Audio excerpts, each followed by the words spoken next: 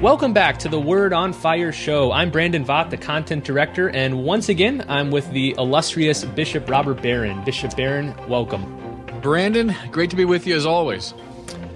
So we always start with a few little updates here, and this past week, my wife and I took our kids to Disney World. You know, we live down here in Orlando, and we were joined by a couple of other friends from Word on Fire, Roseanne and Sean Lee and their little child. And you commented to me when we were talking about this that it was cool seeing the Word on Fire grandchildren there, you know, that several of these children, 2 or 3 of mine and Roseanne and Sean's child, were born after we've all started working at Word on Fire, and Roseanne and Sean met at Word on Fire. Yeah. And it made me think of another thing you said, where you had noted that Cardinal George, the late Cardinal George, who was your mentor, was sort of the father of Word on Fire and became sort of the grandfather of a lot of us there. Talk a little bit about that how one person's influence could sort of ripple through time and have all these effects. Yeah, that's great. That's great. And I was very proud when I saw those pictures, and I put that down really with a sense of fatherly pride, you know, that as a celibate, you know, we eschew marriage in the normal sense and kids, of course, but we are spiritual fathers, priests. And I think of you and a lot of the, you know, your generation that works at Word on Fire as kind of spiritual children of mine. And then your children in turn become my spiritual grandchildren. So I take that fatherhood very seriously. Priest is called father. In fact, even now when they'll call me father and they'll say, "Oh, I'm sorry, I mean bishop." I always say, "Oh, no, I don't mind that at all. I love the title father. I really do. I think it's a beautiful title." And then, Cardinal George was sort of a father to me. And without him, we wouldn't have Word on Fire. I mean, he got it rolling institutionally, gave all the permissions, and then supported it in the beginning. And that made a huge difference. So if I'm the father of Word on Fire, he's the grandfather of it. And now, by extension, you know, I'm the grandfather of your kids spiritually. It's wonderful. I mean, that's the way it works. The church is a family. It's not an organization, right? It's an organism, or it's a family. And spiritual fatherhood and spiritual motherhood, think of women who play that role of really nurturing people spiritually. That's hugely important. I love it when you hear a sister, for example, referred to as mother, you know, and then, of course, a priest as father. That's our job, is to give life spiritually. So just to be clear, in the future, when people greet you, is it Bishop Barron, Father Barron, or Grandpa Barron? Yeah, I think I'll stay away from that third one, but... Well, today we're going to be talking about the 5 big questions everyone asks in life. These are 5 questions that, whether you're young, you're old, they constantly linger in the background of your life. And in one way or another, either consciously or by the way you live, you have to provide answers to these questions. So let's dive into each of them. And I thought that for each question, we could maybe start by wondering how the world would answer that question. And then we could also respond, how would we as Catholics and you as a bishop would answer each of these questions. So the first question is this, and I can maybe predict how you'll answer this one. Does God exist? Yes, is the answer to that. And, you know, it's good. The worldly approach, almost by definition, would tend to say all that exists is what's immediately apparent to me, the world that I can immediately know and operate in and manipulate. So that's a materialistic view of things, or a naturalistic view of things. Reality is sequestered to the sort of finite material realm. Now, mind you, just a first observation, that's not a scientific point of view. That's a philosophical point of view. So don't be misled by people that say, well, science teaches us that all that exists is the material. No. Say what you want about that view. It's not scientific. It's a philosophical point of view. Now, here's what I would say in answer to it, and in answer indirectly to your question, is the world as we experience it in every little detail is real, but not self-explanatory. And in fact, I would argue that's the foundation for all the physical sciences, this instinct of the mind that looks for causes. Now, think for a second about this. If it wasn't clear somehow to the mind that things need a cause, why would you start looking for causes? Why wouldn't you just be satisfied? There's the world. The way a dog is, for example. A dog is, there's the world, and I'm satisfied. Give me enough food and enough rest, and I'm perfectly happy. But the human mind has this intuition, quite correct, that the world exists but doesn't have to exist. It is, but it could be in some other form. It is, but it might not be there at all, right? And that's the intuition, again, behind all the sciences that look for causes.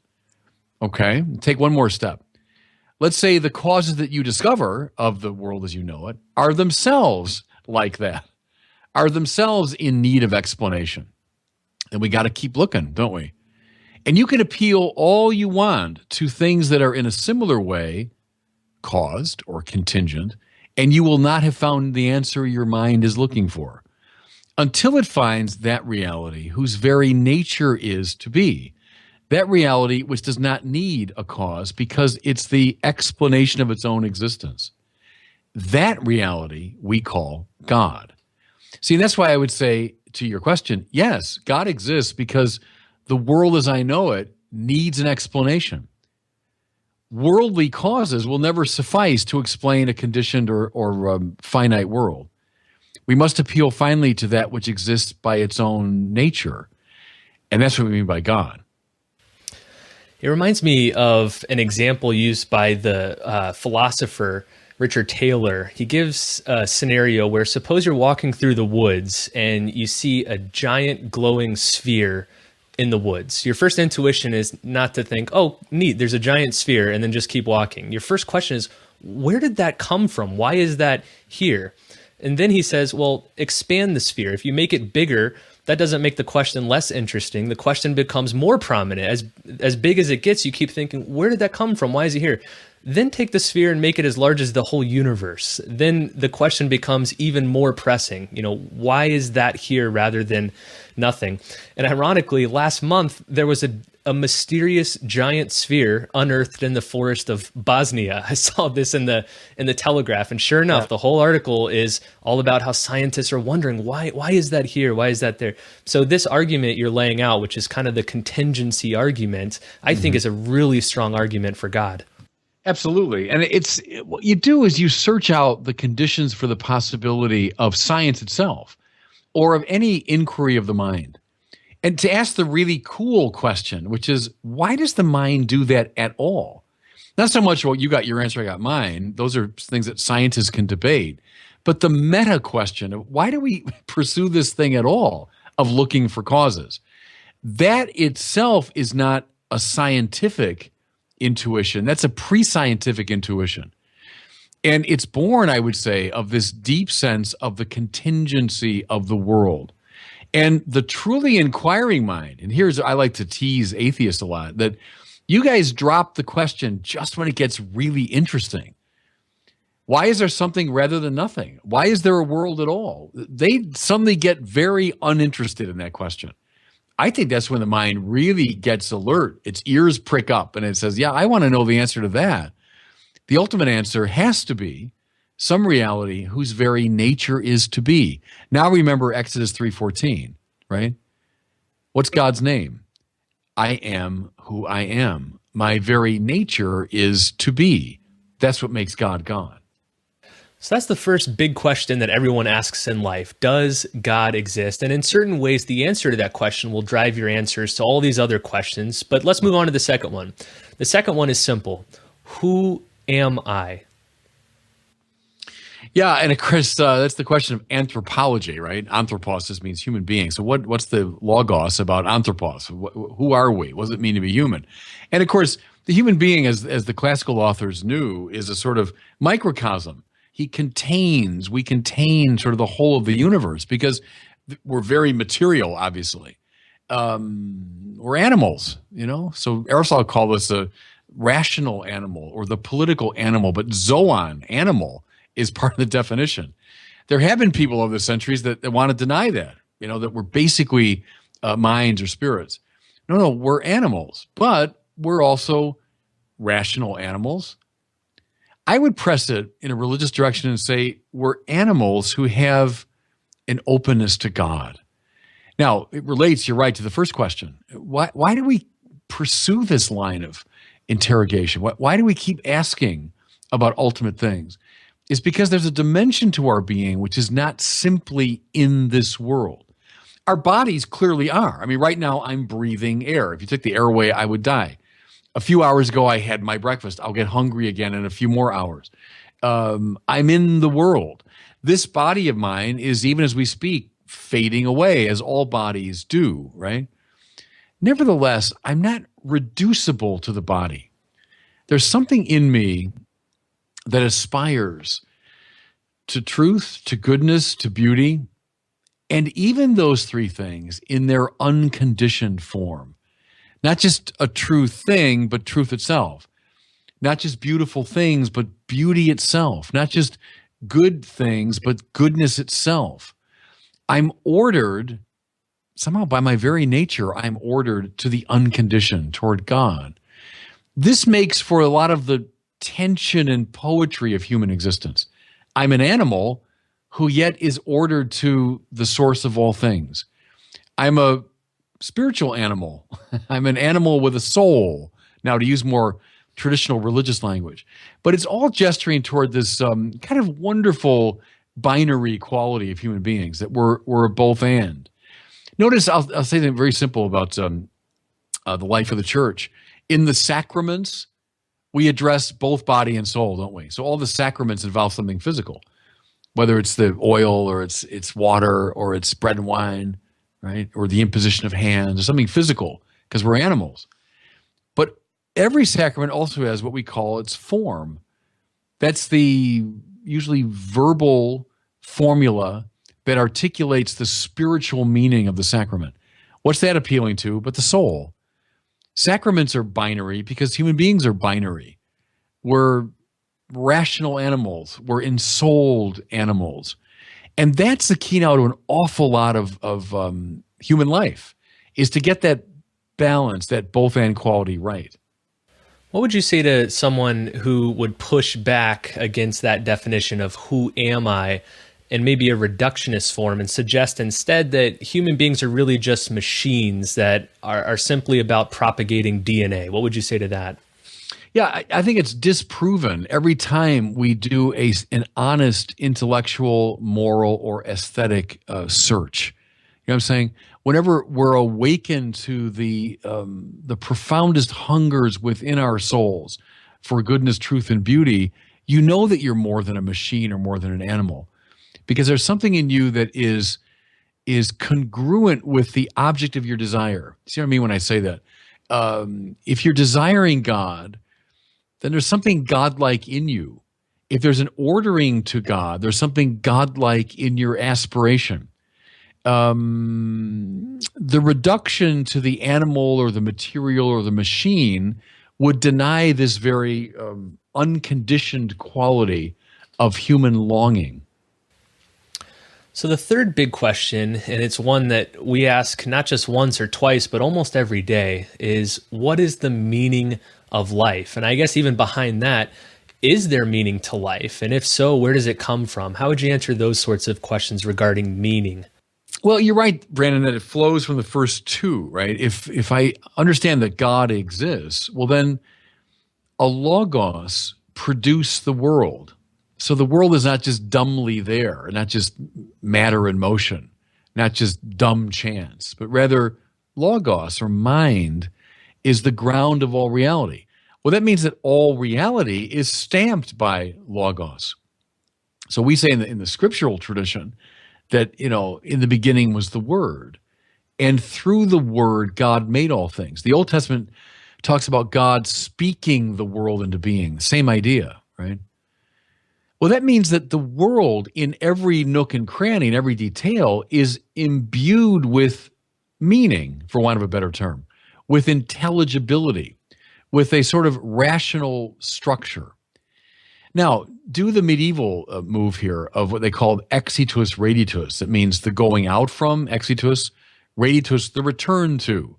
So as the whole world comes forth from God, imbued with a divine sort of logic or logos, it now has within it a hunger or longing to return. Now, not just in a dumb way like a Hegelian, process, but now to return and find its full purpose and meaning in the primal logos which gave rise to it.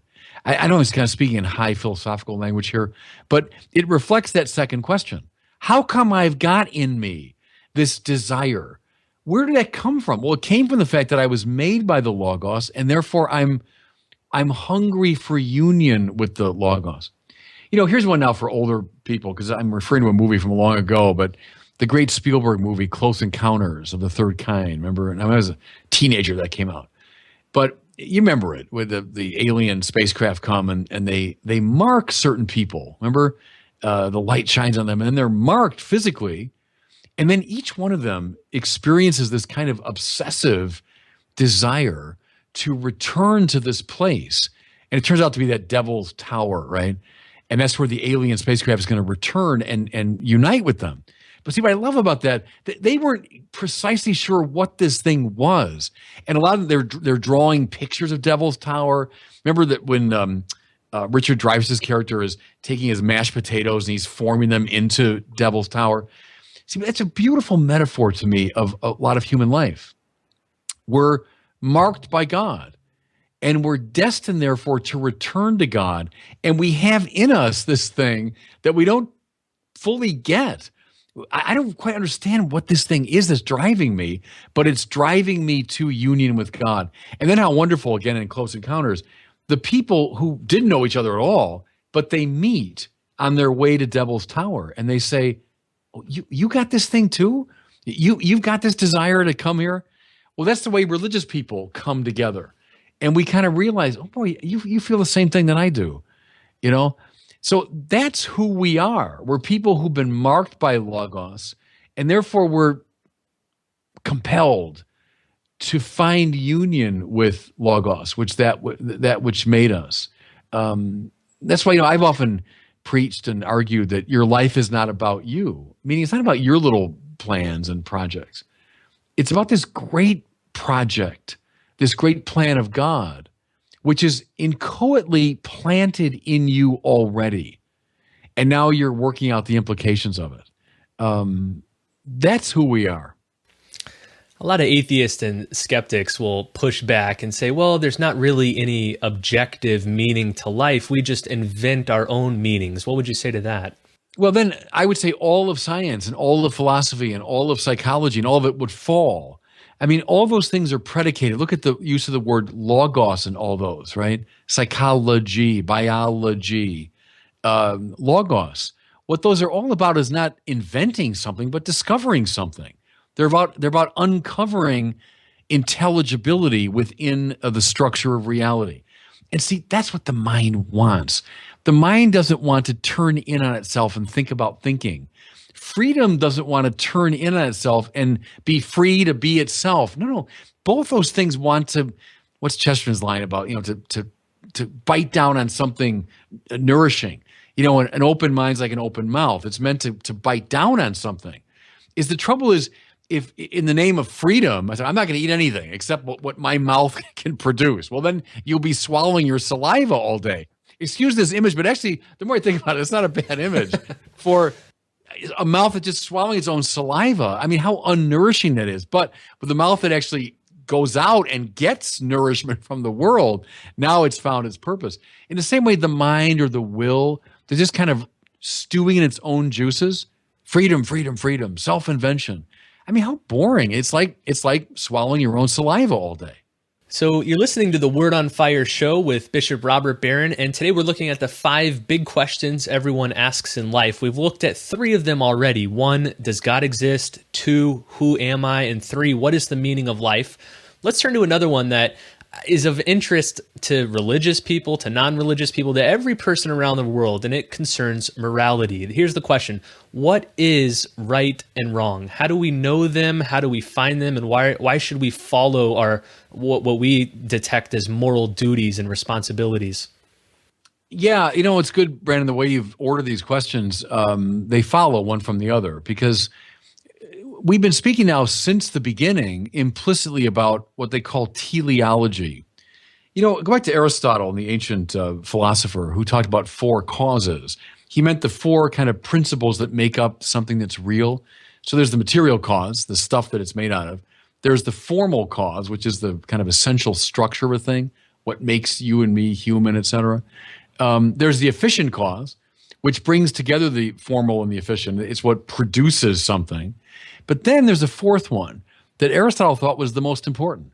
He called it the final cause. Telos means end in Greek. Teleology is the study of ends, right? Of purposes. So what most intrigued Aristotle was not where did it come from, what's it made of, what's its structure. Those are important. But what's most important, he thought, was what's it for? What's its purpose? So I remember years ago when I was studying philosophy at Catholic U, and the great Thomas Proofer, who's long dead now, but what a great, famous philosophy teacher, he used to sum up Aristotle by saying, a saw is most a saw when it's sawing. And that was his way of saying, what makes a saw is when it's doing saw things. It's doing what a saw is meant to do, see? It's realizing its teleology. Now, I'll oversimplify a little bit, but what happened with the modern turn, beginning with Descartes and Bacon and many others, is we eschewed almost entirely final causality. We became obsessed with efficient and material causality, right? Where does something come from? What made it? And what's it made out of? Two of Aristotle's causes. I would suggest it might really be wise to bring back in the two other Aristotelian causes, especially final causality. Now, that's a long introduction to my answer, because what makes something good or bad, at least now on Catholic terms, which now relies on Aristotle, is it fulfilling its purpose? So a human act, for example, not just Thomas would call an act of a man, that may be like sneezing or some instinctual thing, but a truly human act, an actus humanus, is one that's in line with its proper teleology.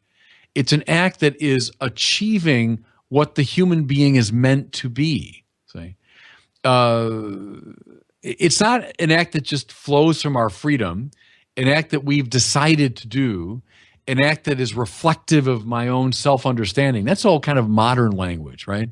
I got to be who I feel myself to be. No, an act that is in line with the deepest purposes of my humanity. That's what makes an act right or wrong. So the recovery of teleology is absolutely central. And it's, I would submit, one of the reasons why the church has such a hard time communicating to our culture today. Because we implicitly and explicitly use the language of teleology, which is largely unintelligible to people today who've been raised so thoroughly on purely efficient and material causality. Now, I know the existence of moral rights and duties is different than the discovery of them. So one question concerns whether they exist, whether there really is moral rights and duties. And the other one is, how do we know what those moral rights and duties are? So how would you answer that second question? Somebody would hear you and admit, oh, okay, yeah, maybe there is a moral logic to the universe, but how do I tap into that? How do I know how to act and how not to act? Well, it's parallel in Thomas Aquinas to how we think, right? So Thomas says there are first principles of reason, which themselves can't be reasoned about so much because they're what reason stands on when it reasons, right? So for him, like the principle of non-contradiction, the principle of identity, and so on, are the basic structures of knowing. Now, all knowing would flow from and be based upon those fundamental assumptions. In a similar way, he says in the moral order, you've got basic assumptions. For example, the first one, which I know strikes you as a banality, but think about it. Do good and avoid evil. Where'd that come from, that instinct? I mean, there are people that do evil all the time, right? And they do it without any compunction. So a first instinct of the moral order is do good and avoid evil. Now, specify it a little more, and you got the other foundation. So Thomas says, seek existence. So things, he said, even like rocks and so on, want to perdure in existence. They seek endurance in being. Refine it a bit more for living things like ourselves to endure in life. Now, this is true of a bug. It's true of us, that we have this instinct to foster life, to preserve and protect life, right?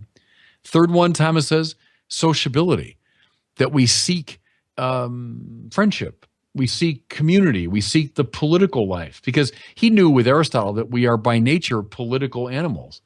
So you and I right now, even though we're doing it by Skype and we're thousands of miles away, we're seeking sociability or communion, friendship, right? And then fourthly, Thomas says the search for God. So go back to question 1 that we just entertained, that kind of by nature we seek after union with God. Now, take the fundamental principle, do good and avoid evil, take the 4 fundamental building blocks, and then keep reasoning, keep doing moral reasoning, and you'll spin out all the basic principles of what we call the natural law. The natural law is simply reason as applied to the moral order. And we discover these principles, and then tightly reasoning on that basis, we come to further derivations. And we call this whole amalgam the kind of principles of the natural law. Now, the assumption is that you don't need revelation of a special kind for any of this. This should be true to any person of good mind, sound mind, and goodwill. And so the Catholic moral tradition and the political tradition often appeals to these principles when it seeks to find common ground, across religious grounds and so on. So that's how you do it. I think you discover them the same way you discover the first principles of reasoning. So we're looking at the 5 big questions everyone asks in life, and we're coming up here to the final question. What happens after death? What happens after we die? Do we sort of just become food for worms, or is there something that continues on? Yeah, because you're giving me the easy questions today, Brandon. I thought, they're in a very real and honest sense. An answer is, I don't know. I mean, what did Shakespeare say? That bourne from which no man returns, in the strict sense of what the details are of life after death, I don't know. The scripture itself says, eye is not seen, ear is not heard, what God has prepared for those who love him. But there's the clue, isn't it?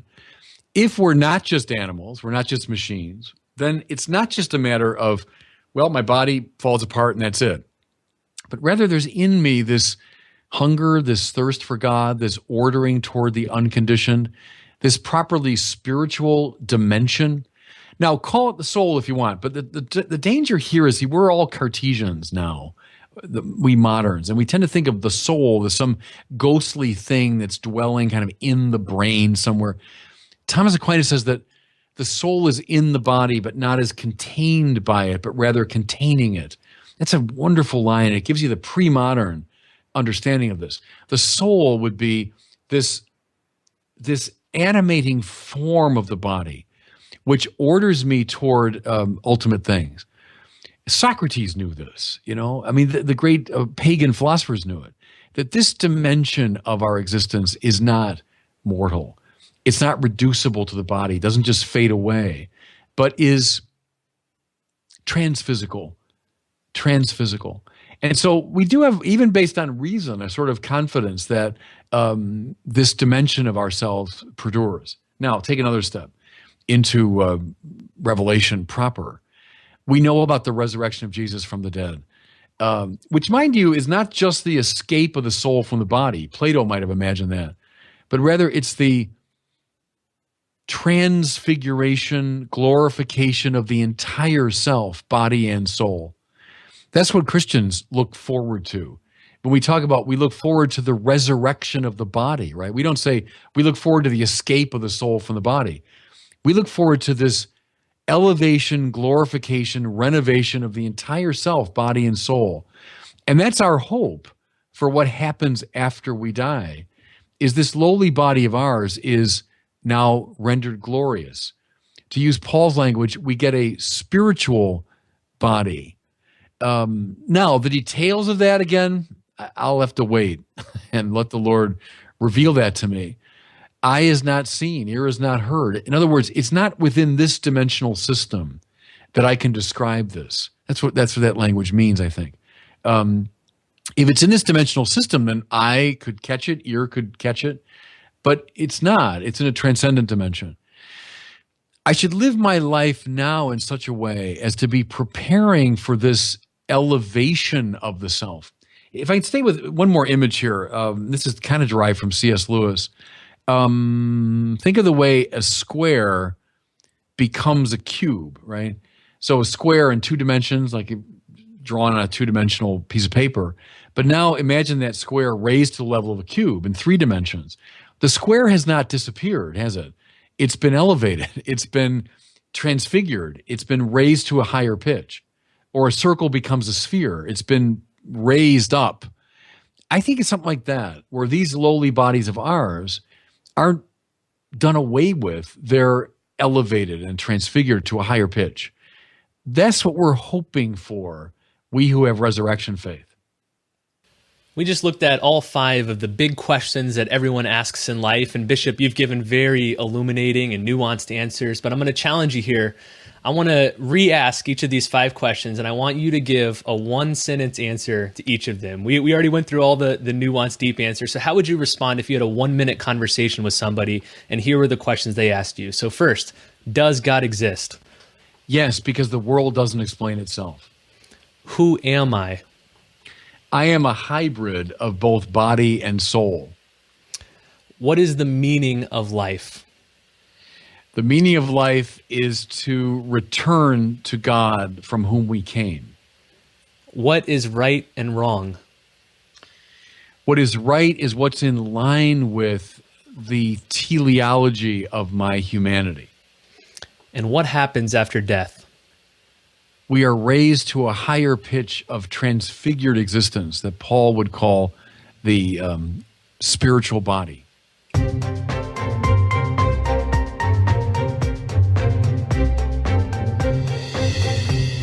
Well, it's time now for our regular question from our listener. Every single episode, we choose one question from listeners like you to play right here on the air. If you have a question you'd like to ask Bishop Barron, just visit askbishopbarron.com and you can record your question on your phone or your computer or your tablet. Today, we have a great question from Jessica. So here she is.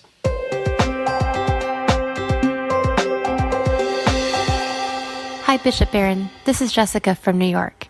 I was wondering if you could begin to explain where the omnipotence and providence of God ends and where my free will begins. Thank you for your help, and thank you for all of the wonderful work from you and your team. Well, we're giving you easy questions today. Yeah, we now got another easy one.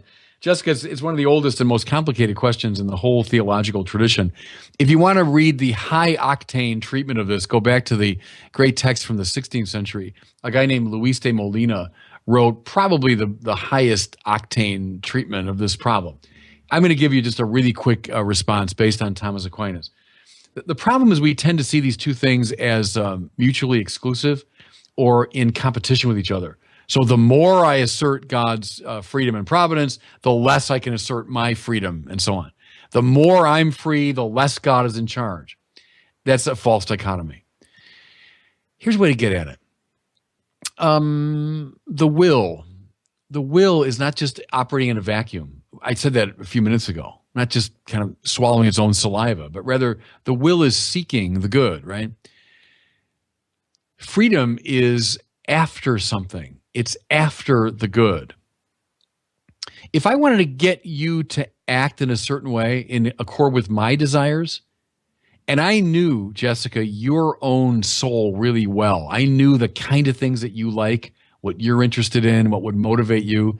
I could place before you certain goods that I'm pretty sure you would follow of your own free will, right? I'm not compelling you, but I'm placing before you certain goods that I'm pretty sure will get you to act. Now, take that little example and raise it to the highest possible pitch of God, who's the source and ground of my own existence. God knows me better than I know myself. Can God therefore place before me certain goods that he's absolutely sure I'm going freely to choose? Does that make sense? So no, I'm not being compelled. No one's holding a gun to my head, but rather my will is not just swallowing its own saliva. It's seeking goods. Can God place before me a good that he is absolutely sure that I'm going to freely seek? Yeah, he can. And therefore we see how God's complete providence of the world is congruent with my complete freedom. Those two things aren't in competition, but they're actually in harmony. And that's Thomas Aquinas', I'm doing it in very brief compass, but his answer to that famous question. Well, thanks so much for listening to this episode of the Word on Fire show. We're sorry we've dumbed it down so much. Next time we'll raise the level of the intellectual quality of the show. But thanks for listening. If you'd like more resources on the episode you just listened, please visit wordonfireshow.com. And one more thing, we invite you to share this episode with friends, particularly non-religious friends. We'd love to hear what they think. This is a good conversation starter. Ask them how they would answer these 5 big questions in life, and then let us know. Visit wordonfireshow.com and share your feedback in the comments. Thanks again for listening, and we'll see you next week on the Word on Fire show.